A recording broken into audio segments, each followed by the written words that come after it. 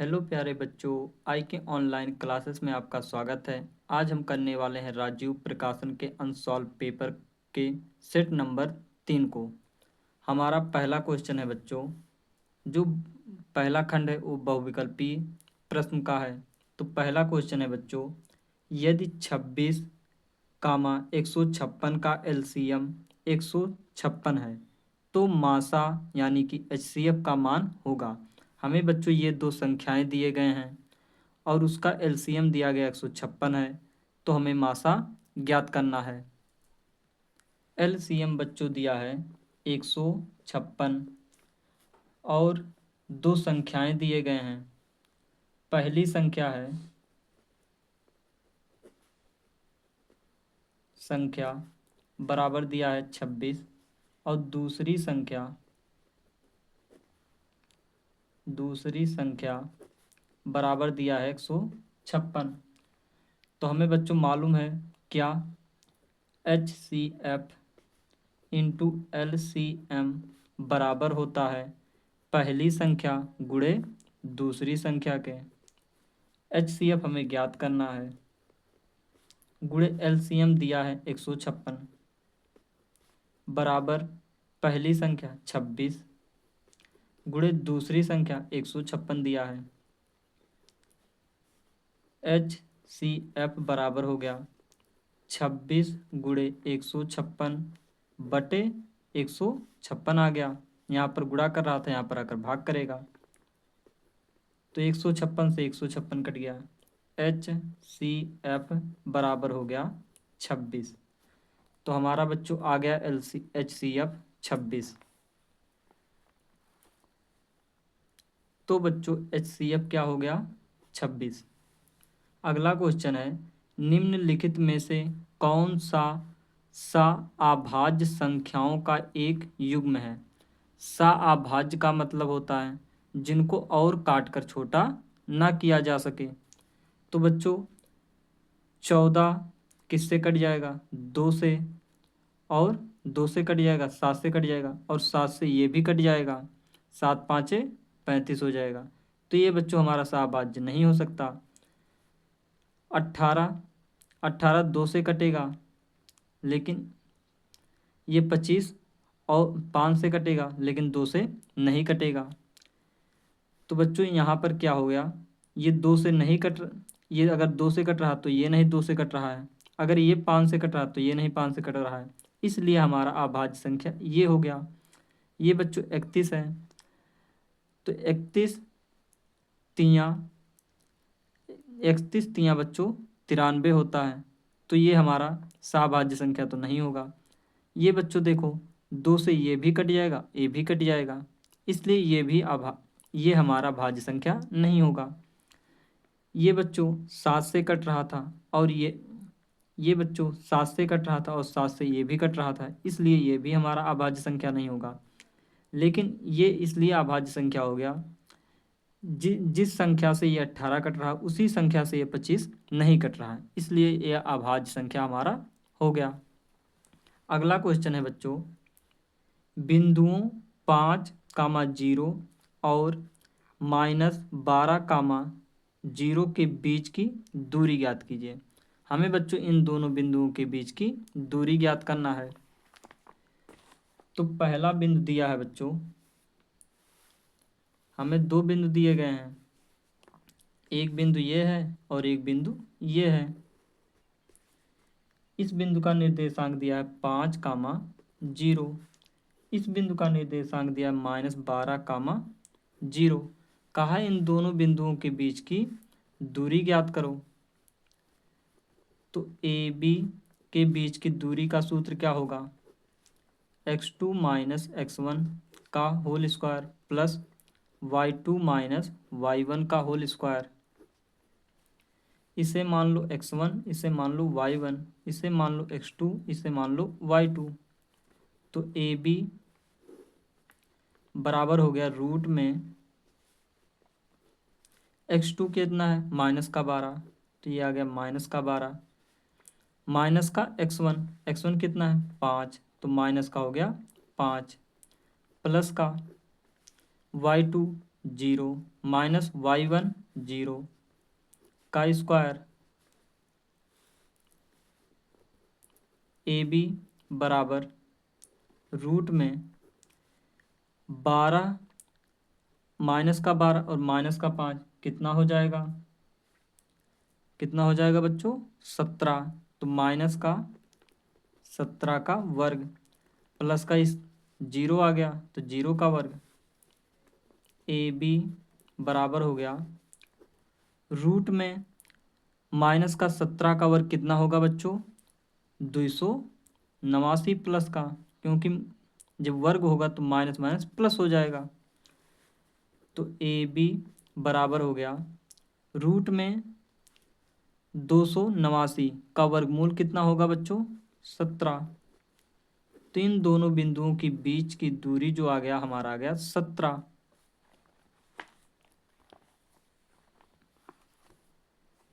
ये हो गया 17। अगला क्वेश्चन है बच्चों, वह छोटी से छोटी संख्या जिसको 35, 56, 91 से विभाजित करने पर प्रत्येक दशा में 7 शेषफल बचे। ये बच्चों क्वेश्चन कहा है, वह छोटी से छोटी संख्या ज्ञात करो जिसको अगर हम 35, 56 और 91 से भाग करें तो हर हाल में 7 शेषफल बचे। तो बच्चों हम इसे कैसे करेंगे, इसका एक आसान तरीका है क्या, 35, 56 और 91 का एलसीएम निकाल लो। जब एलसीएम निकालोगे तो वो ऐसी संख्या आएगी जो 35, 56 और 91 से कट जाएगी और उसी में हम 7 जोड़ देंगे, जिससे अगर हम 35 से भाग करेंगे और 56 से भाग करेंगे और 91 से भाग करेंगे तो हर हाल में यही 7 शेषफल बचेगा। तो बच्चों इसका एलसीएम निकालो। तो पहले बच्चों 35, 56 और 91 का अभाज्य गुणनखंड कर लो, तब एलसीएम निकाल लेंगे। उसके बाद हम 5 7 35, 7 एकन्नम 7, 2 दूना 4, 2 8 16, 2 एकन्नम 2, 2 चौक 8, 2 7 14, 7 एकन्नम 7। इसे काट लो, 7 तिरहियम 91, 13 एकन्नम 13। तो एलसीएम बच्चों कैसे निकाला जाता है, पहले 35 का अभाज्य गुणनखंड लिख लो 5 गुणे 7, फिर 56 का लिख लो अभाज्य गुणनखंड कितना है 2 गुणे 2 गुणे 2 गुणे 7। 91 का अभाज्य गुणनखंड क्या है 13 गुणे 7 है। तो हमें बच्चों एलसीएम निकालना है इसका। तो एलसीएम कैसे निकालते हैं, एलसीएम बराबर होता है जो बच्चों सब में कॉमन हो उसको हम कॉमन कर लेते हैं। तो सब में तीनों में क्या कॉमन आ रहा है 7, तो 7 हो गया कॉमन। जो बच्चों कॉमन हो जाता है उसको हम एक बार लिखते हैं और जो कॉमन नहीं होता है उसको हम गुणे गुणा करके लिख लेते हैं। तो 5 गुणे 2 गुणे 2 गुणे 13, 1 2 यहाँ पर और है, गुणे 2 हो गया। तो बच्चों देखो 2 दूना 4, 4 दूना 8, 8 पंजे 40, तो 40 हो गया गुणे 13 सते 91, गुणा कर लो, 0 4 एकन्नम 4, 4 नवा 36, 340। तो बच्चों वह संख्या, ये बच्चों आया हमारा एलसीएम 3640। अगर इस हम 3640 को 35, 56 और 91 से भाग करेंगे तो ये पूरा पूरा कट जाएगा। लेकिन हमें बच्चों ऐसी संख्या ज्ञात करना है जिसको हम भाग दें तो हर हाल में 7 शेषफल बचे।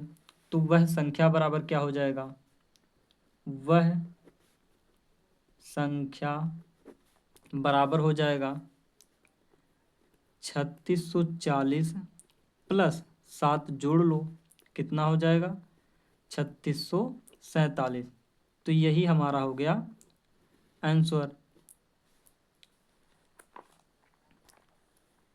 ये हो गया हमारा 3647। अब बच्चों देखते हैं अगला क्वेश्चन। अगला क्वेश्चन है बच्चों, 8 के प्रथम 15 गुणजों का योगफल ज्ञात कीजिए। हमें 8 के 15 गुणजों का योगफल ज्ञात करना है। तो इसके पहले 8 के 15 गुणज लिखो।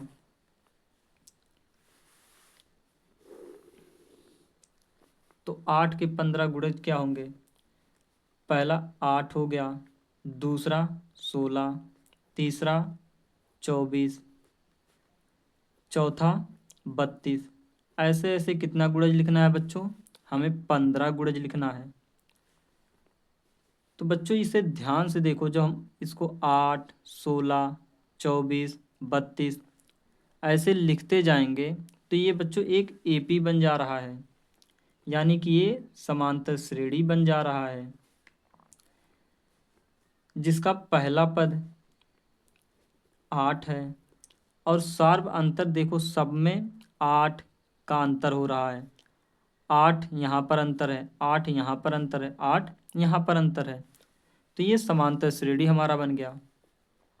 तो यहाँ पर डी बराबर कितना अंतर है? 8 का। और बच्चों एन बराबर कितना होगा? बोला है 15 गुणज ज्ञात कीजिए, यानी कि एन बराबर कितना हो गया? 15। कहा 15 गुणजों का योगफल ज्ञात कीजिए। तो बच्चों योगफल का सूत्र क्या होता है? योगफल का सूत्र होता है एस एन बराबर एन बटे 2 कोष्टक में 2a plus n minus 1 into D. तो एस एन का वैल्यू कितना है? 15 बराबर 15 बटे 2 कोष्टक में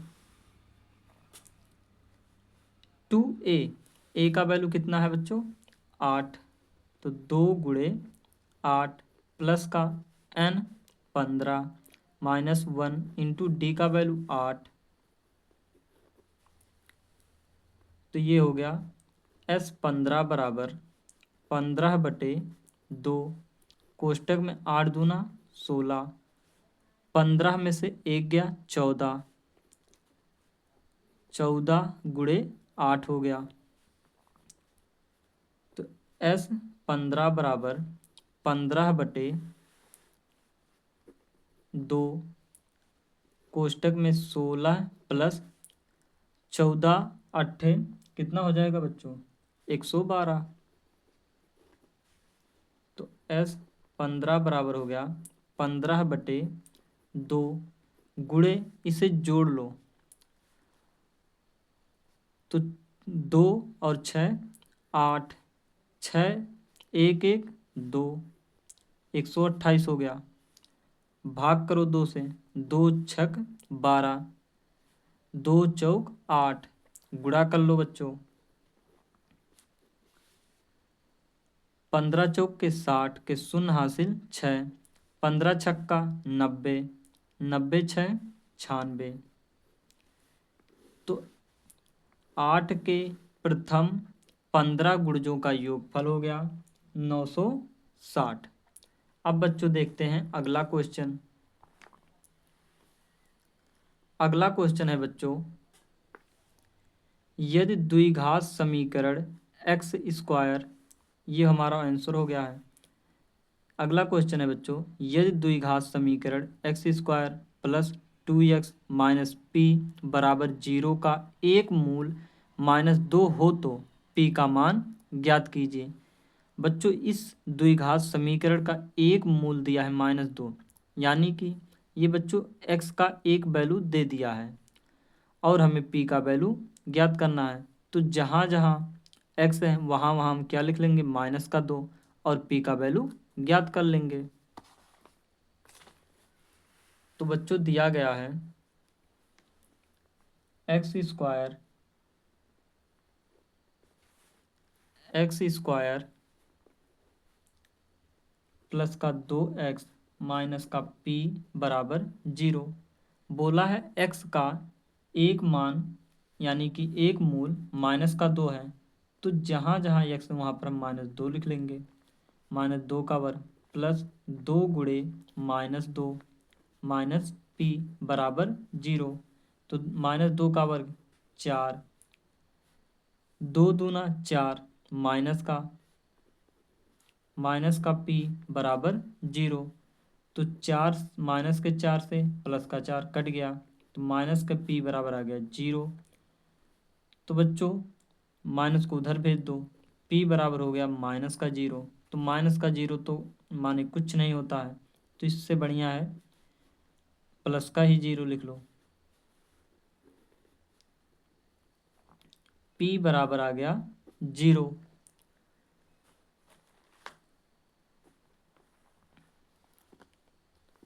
p बराबर हो गया 0। अगला क्वेश्चन है बच्चों, x अक्ष पर स्थित यों बिंदु 5 -2 तथा -3 2 से समदूरस्थ बिंदु के निर्देशांक ज्ञात कीजिए।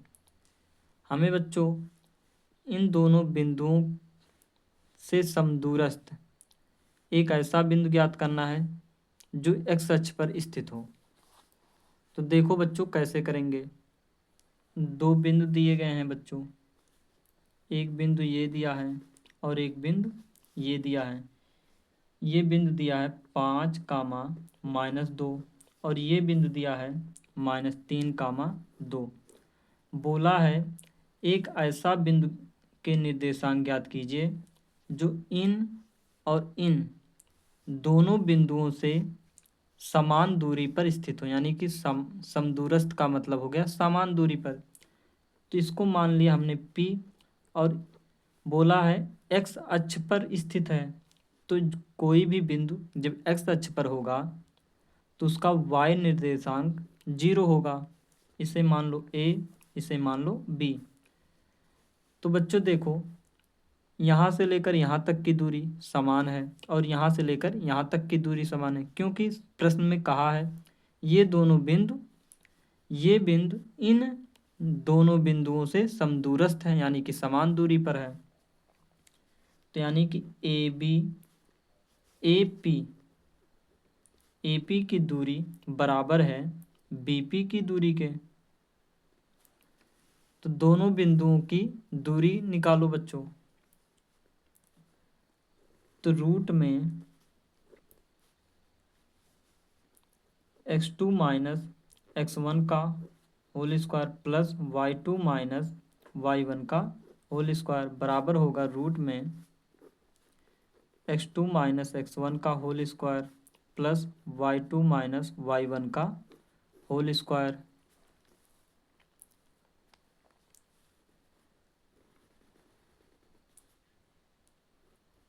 x2 क्या है बच्चों?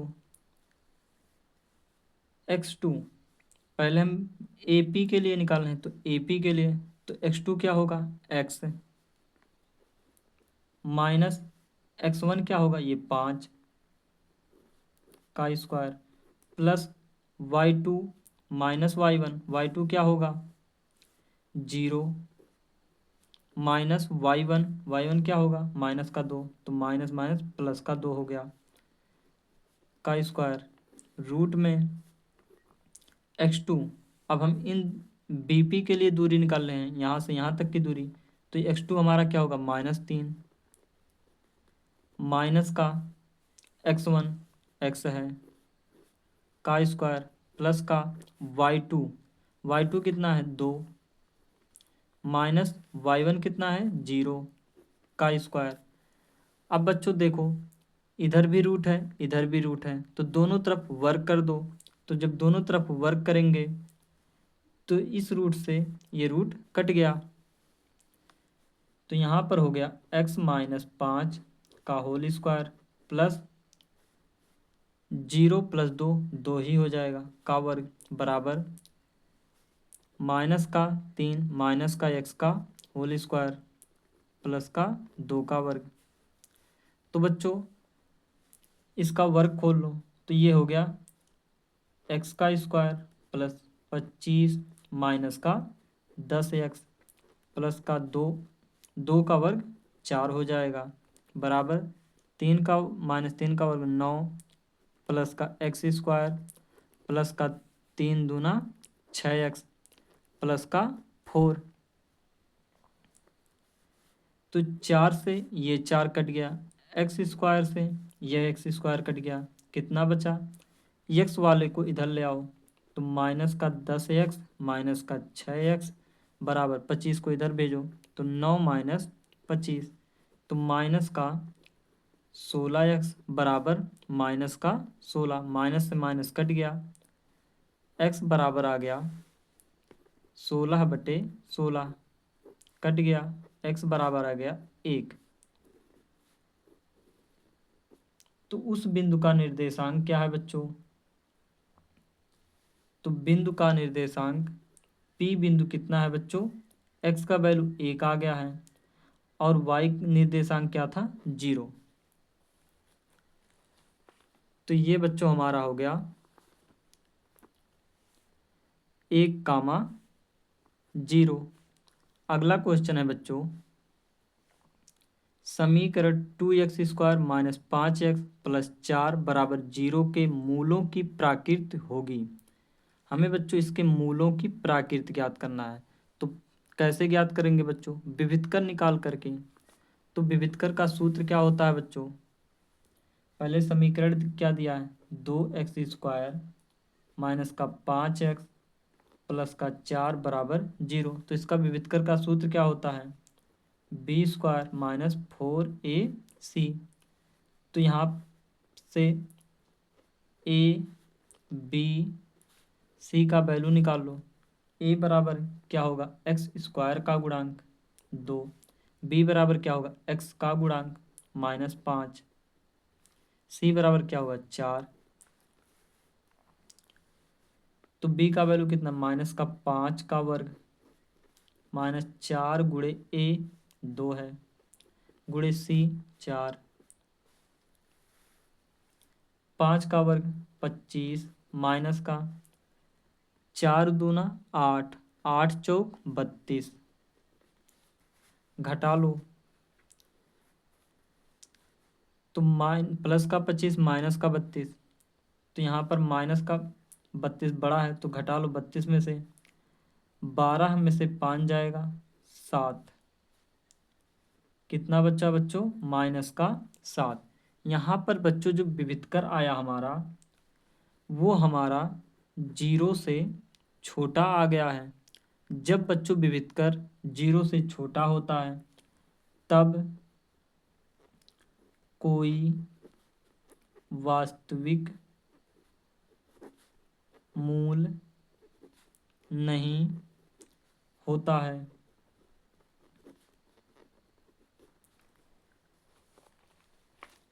तो हमारा बच्चों सही आंसर क्या होगा? वास्तविक नहीं, यानी कि ये आंसर सही हो गया, या काल्पनिक या फिर वास्तविक नहीं। अगला क्वेश्चन है बच्चों, दो त्रिभुज एक दूसरे के समरूप होंगे। बच्चों दो त्रिभुज एक दूसरे के समरूप कब होते हैं? पहला, यदि इसके संगत कोण बराबर हों। दूसरा, यदि इनकी संगत भुजाएं समानुपाती हों। तीसरा, ए और बी दोनों, डी इनमें से कोई नहीं। तो बच्चों कोई भी दो त्रिभुज तभी समरूप होते हैं यदि उनके संगत कोण बराबर हों और उनकी संगत भुजाओं का अनुपात बराबर हो। तो बच्चों हमारा संगत कोण भी बराबर होना चाहिए और संगत भुजाओं का अनुपात बराबर होना चाहिए, यानी कि समानुपाती होना चाहिए। तो हमारा सही आंसर हो गया ए और बी दोनों। अगला क्वेश्चन है बच्चों, चित्र में ODC समरूप है त्रिभुज OBA के ये त्रिभुज इसके समरूप दिया गया है। ये त्रिभुज बच्चों इसके समरूप दिया गया है। कहा यदि कोण BOC बराबर 125 डिग्री हो और कोण COD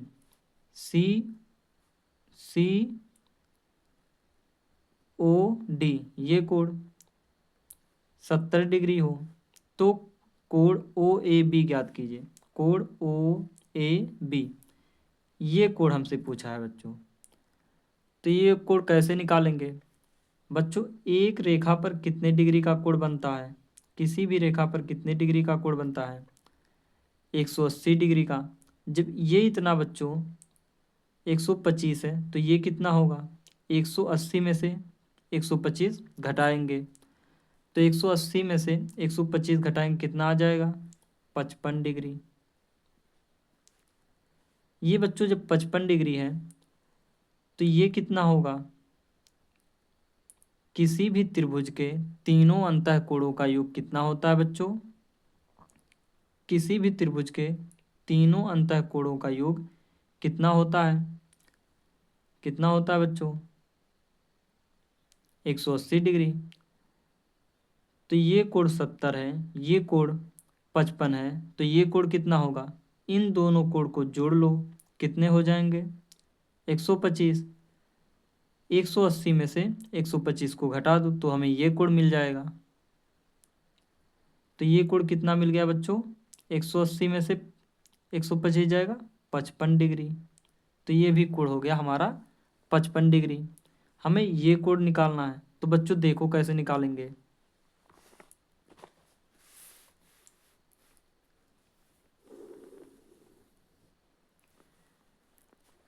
तो पहले बच्चों हम चित्र बना लेते हैं एक बार।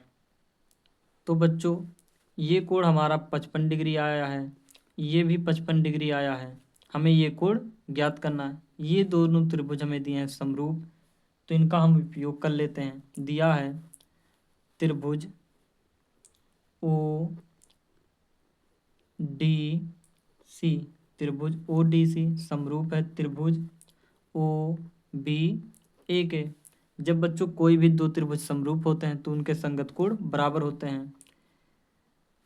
तो बच्चों कोण डी सी ओ, कोण डी सी ओ बराबर होगा कोण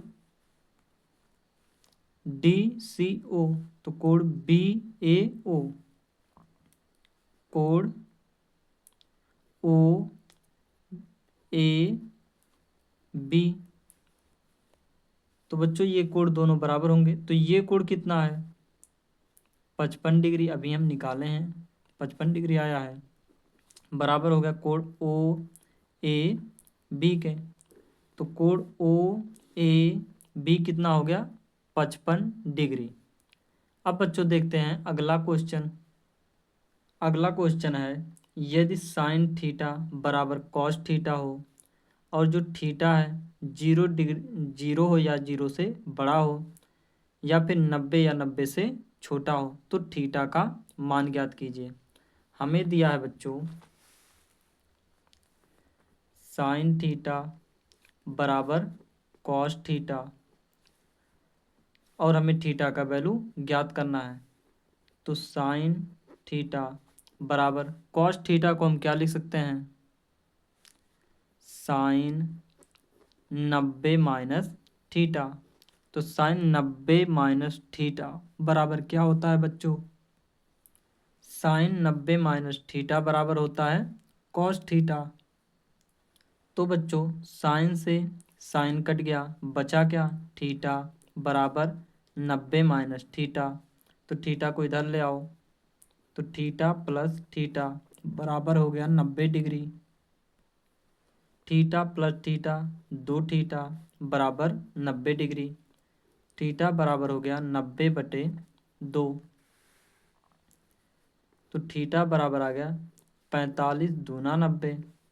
तो ये आ गया थीटा बराबर 45 डिग्री। तो ये हो गया बच्चों 45 डिग्री।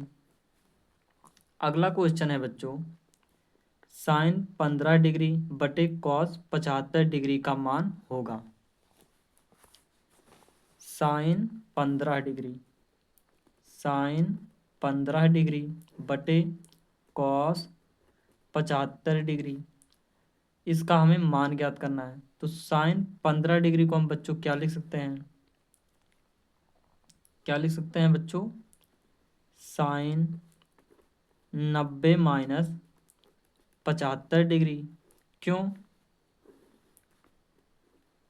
क्यों बच्चों लिख सकते हैं? क्योंकि बच्चों 90 में से 75 घटाएंगे तो फिर से हमें 15 मिल जाएगा, तो साइन है ही, तो ये हो जाएगा फिर से 15 डिग्री। अब बच्चों साइन 90 माइनस थीटा बराबर क्या होता है बच्चों?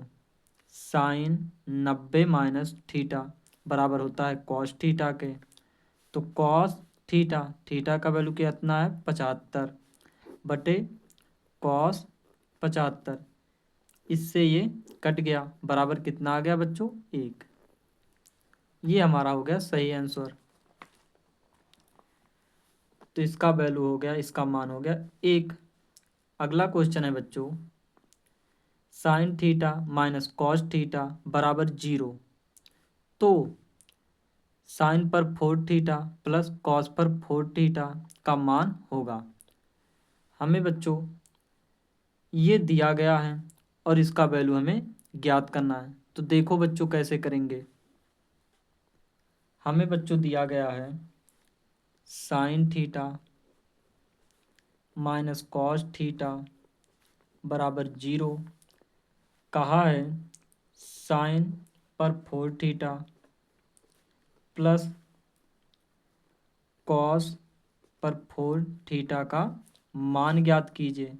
इसका मान बच्चों हम कैसे ज्ञात करेंगे? तो पहले बच्चों यहाँ से थीटा का वैल्यू निकाल लो, फिर थीटा का वैल्यू इसमें पुट कर लेंगे और हमारा आंसर आ जाएगा। तो साइन थीटा, तो यहाँ पर साइन थीटा, इसको उधर ले चलो तो हो जाएगा प्लस का कॉस थीटा। तो साइन थीटा बराबर कॉस थीटा को हम क्या लिख सकते हैं? Sine 90 minus theta. तो साइन 90 माइनस थीटा क्या होता है? कॉस थीटा, फिर से यही आ जाएगा। तो साइन से साइन कट गया, तो क्या आ जाएगा? थीटा बराबर 90 माइनस थीटा, थीटा को इधर ले आओ तो थीटा प्लस थीटा बराबर 90, 2 थीटा बराबर 90, 2 का भाग कर दो, 45 दूना 90, तो थीटा बराबर कितना आ गया? 45 डिग्री। अब बच्चों 45 डिग्री को इसमें पुट करो और आंसर निकाल लो। तो साइन पर 4 थीटा, तो साइन पर थीटा का वैल्यू 45 दिया है, इस पर कर लो 4 प्लस कॉस 45 डिग्री, इस पर कर लो 4। अब इसका वैल्यू ज्ञात करो। चाहे बच्चों इस पर 4 लिखो, साइन पर 4 लिखो, या पूरे इतने वर्ग पर 4 लिखो, बात एक ही है। तो हमने लिख लिया साइन 45 पर 4 और कॉस 45 पर 4। तो साइन 45 डिग्री का मान 1/√2 पर 4 प्लस कॉस 45 डिग्री का क्या मान होता है? 1/√2 पर 4। अब बच्चों इसको लिखो, क्या 1/√2, इसको 4 बार लिख लो, 1/√2 गुणे 1/√2 गुणे 1/√2 प्लस 1/√2 गुणे 1/√2 गुणे 1/√2 गुणे 1/√2। तो रूट में दो हो गया, तो 1/2 आ गया, गुणे रूट में दो 1/2 हो गया, बराबर इसका इसके साथ गुणा, तो 1/2 आ गया, इसका इसके साथ गुणा कितना आ गया? 1/2। यहाँ पर बच्चों प्लस है, तो इनका गुणा कर लो 1/4, प्लस का इनका गुणा कर लो 1/4। देखो बच्चों जब हमारा हर सेम होता है तो अंश जुड़ जाता है, तो कितना हो जाएगा? 2/4, 2 एक नम 2, 2 दूना 4, तो आ गया हमारा 1/2। तो ये हमारा आंसर हो गया 1/2। अगला क्वेश्चन है बच्चों, सेक ए प्लस tan ए एक कोष्टक में दूसरे कोष्टक में 1 माइनस साइन ए का मान होगा। हमें बच्चों दिया है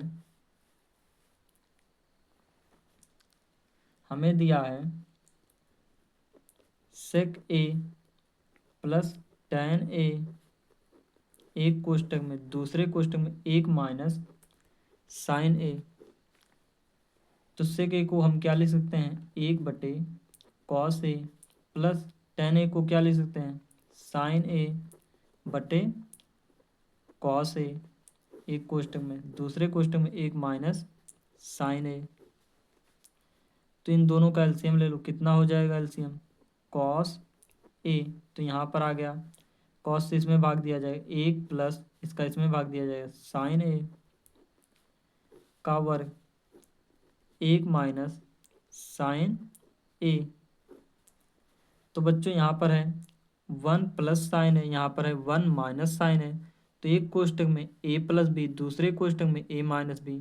किसका सूत्र होता है, ए का स्क्वायर माइनस बी का स्क्वायर।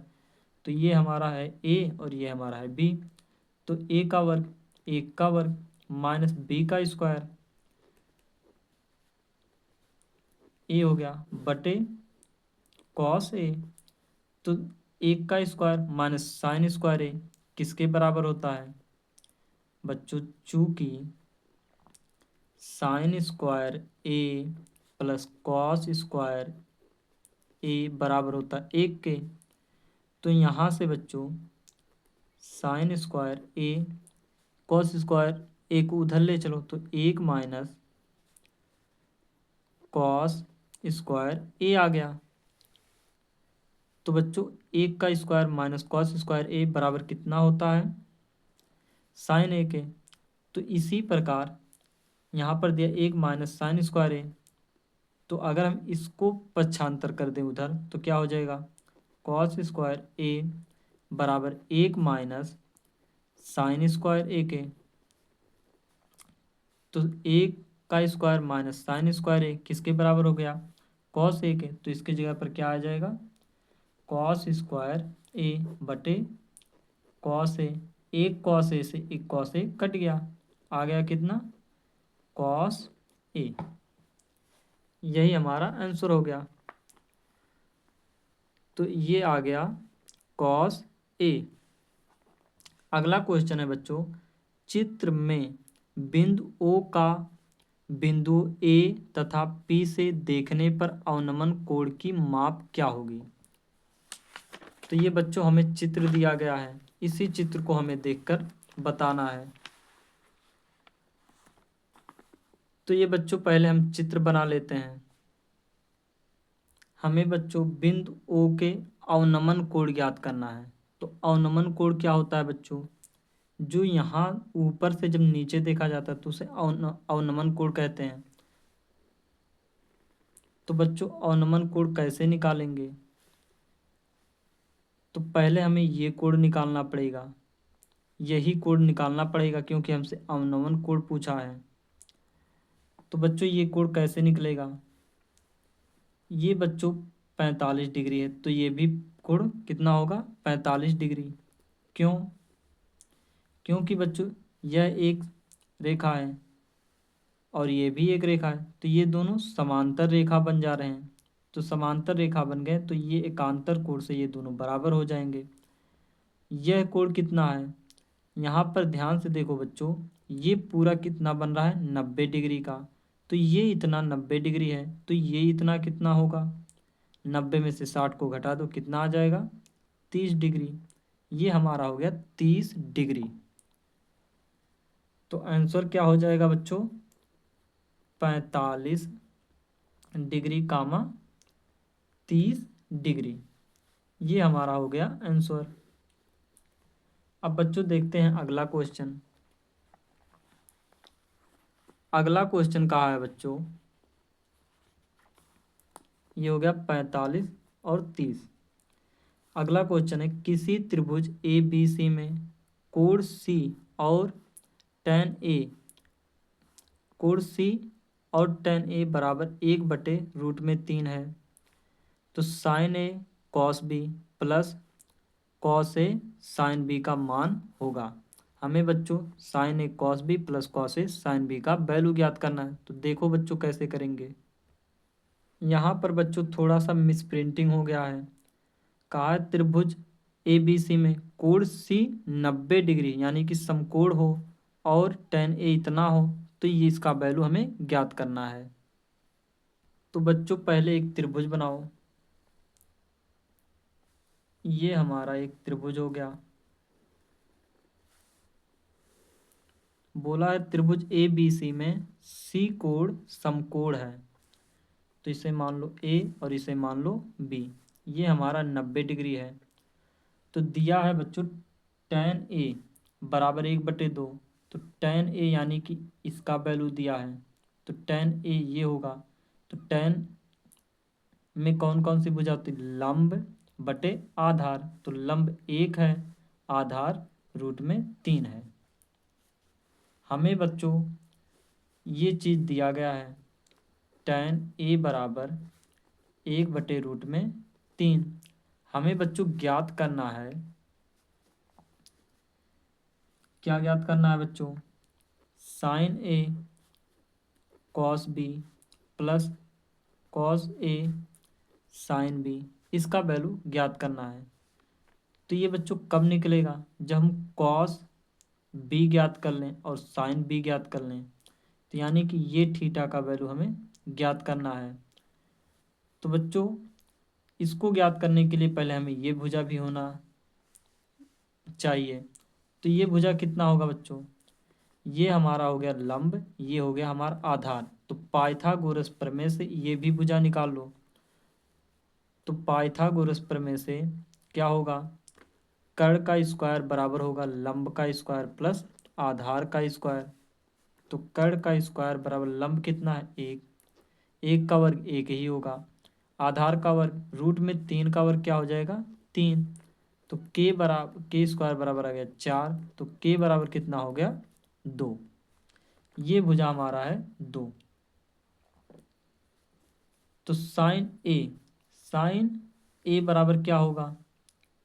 साइन में कौन सी भुजा होती है? लंब बटे कर्ण। तो ये हो गया साइन ए बराबर 1/2 गुणे कॉस बी यहाँ से देखना है। तो कॉस में कौन सी भुजा आती है? आधार बटे कर्ण।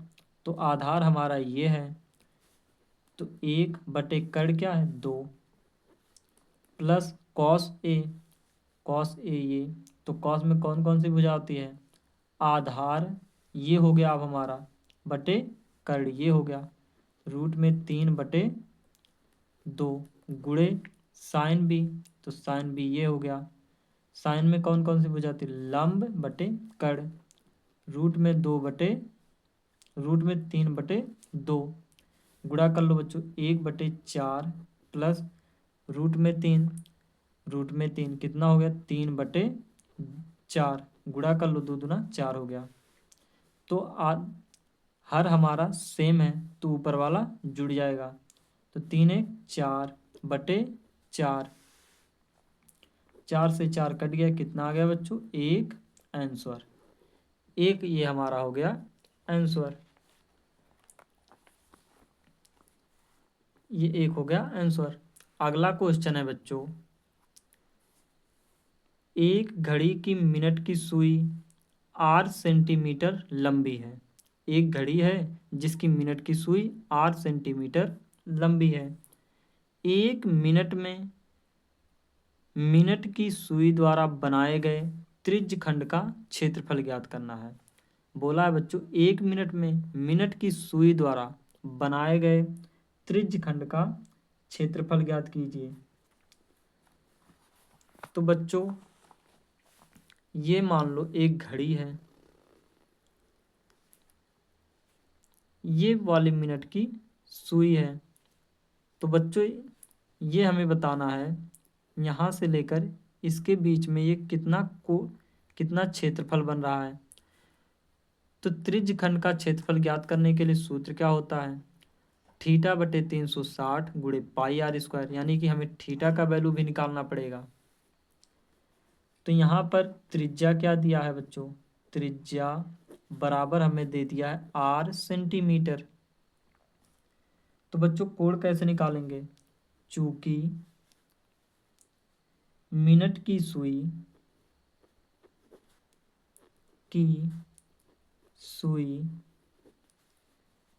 60 मिनट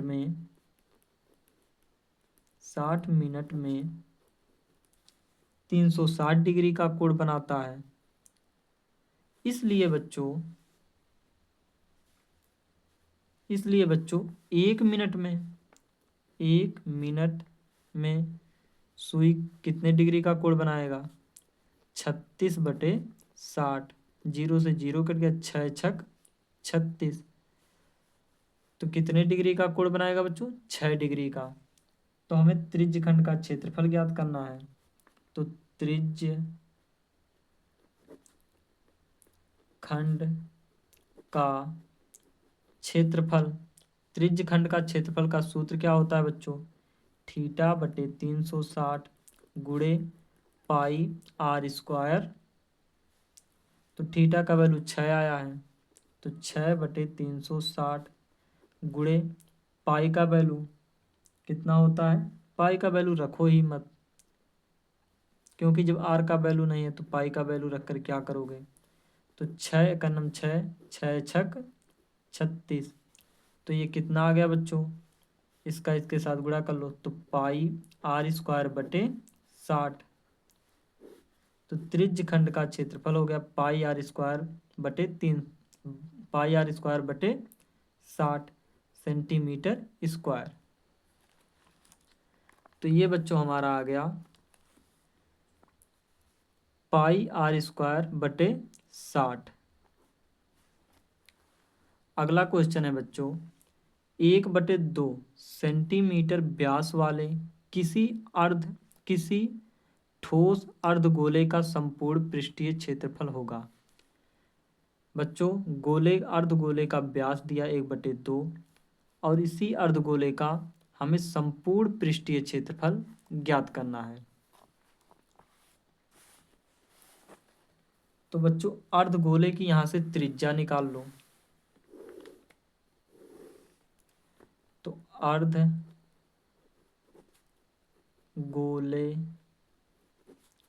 की त्रिज्या, तो बच्चों त्रिज्या हमारा कहाँ से निकलेगा? यहाँ पर बच्चों हमें व्यास दिया है। व्यास कितना दिया है? 1/2। तो त्रिज्या क्या होता है? व्यास का आधा होता है। इसमें अगर हम 2 का भाग कर दें तो हमें क्या मिल जाएगा? त्रिज्या। तो 2 का भाग कर दिए, तो बटे इसके 1 लिख लो। अंदर का अंदर के साथ गुणा, बाहर का बाहर के साथ गुणा। तो r बराबर आ गया 1/4। तो अर्धगोले का संपूर्ण पृष्ठीय क्षेत्रफल हम निकाल लो। तो अर्धगोले का संपूर्ण पृष्ठीय क्षेत्रफल, तो संपूर्ण पृष्ठीय क्षेत्रफल का सूत्र क्या होता है? 3πr²। तो 3π गुणे r²। r का वैल्यू कितना है? 1/4। तो इसी को 2 बार लिख लो, 1/4 गुणा कर लो बच्चों। तो ये हो गया 3π/4 = 16। तो 3π/16 सेंटीमीटर स्क्वायर। ये हो गया हमारा आंसर। कितना हो गया? 3π/16 सेंटीमीटर स्क्वायर। अगला क्वेश्चन है बच्चों, किसी बारंबारता बंटन के लिए माध्य और माध्यक क्रमशः 26.1 और 25.8 हैं। बंटन के लिए बहुलक ज्ञात कीजिए। हमें बच्चों बहुलक ज्ञात करना है। तो बच्चों बहुलक कैसे ज्ञात करेंगे?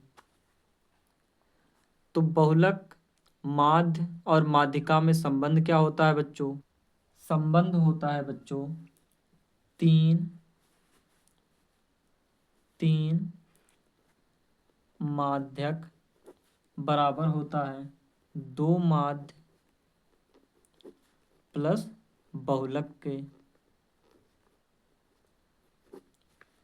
तो तीन माध्यक, तो 3 गुणे माध्यक, माध्यक का वैल्यू कितना है बच्चों 25.8 है, बराबर 2 गुणे माध्य, माध्य का वैल्यू कितना है 26.1 प्लस का बहुलक, प्लस का बहुलक हो गया, तो इसका गुणा कर लो, 3 8 है 24 के 4 हासिल 2, 3 5 है 15, 15 2 17 के 7 हासिल 1, 3 दूना 6, 6 1 7, कितना हो गया बच्चों यहाँ पर दशमलव लग गया तो 77.4 हो गया, बराबर इसका गुणा कर लो, 2 एक नम 2, 2 छक 12 के 2 हासिल 1, 2 दूना 4 1 5, तो एक अंक बाद दशमलव हो गया, प्लस बहुलक, तो इसको इधर भेज दो, 77.4 माइनस का 52.2 बराबर बहुलक,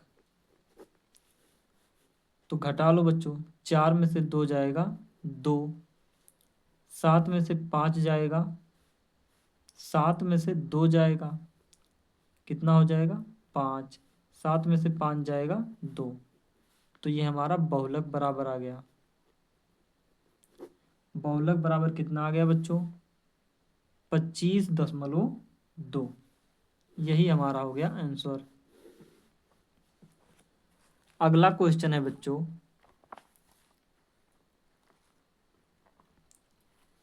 अगला क्वेश्चन है केंद्रीय प्रावृत्त की माप है।